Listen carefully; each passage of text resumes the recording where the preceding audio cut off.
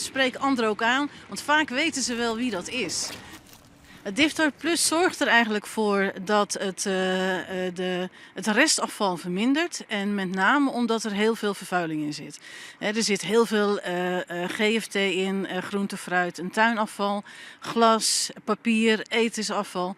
En dat kan er niet meer herbruikt worden, terwijl dat een prima middel is om te herbruiken. Daar zie je dat het aantal kilo's wat wordt aangeboden en wat dus uiteindelijk verbrand wordt, dat sterk omlaag gaat. En het hergebruik, het recyclepercentage gaat bij die gemeente ook omhoog. En we zijn ons daar bewust van. We zetten daar ook communicatie op in om mensen ook aan te geven, spreek anderen ook aan, want vaak weten ze wel wie dat is. En we proberen het om te kijken waar gebeurt het vaak en of we daar kunnen handhaven. Het is puur bedoeld om de overlast tegen te gaan. Het is ook een systeem waarbij er geen camera is, maar er zijn sensoren, net als in auto's zit bijvoorbeeld. Dus je kunt echt merken, zien wanneer er iets is bijgezet. Het is niet zo dat er een camera in zit en die kan traceren wie dat heeft gedaan.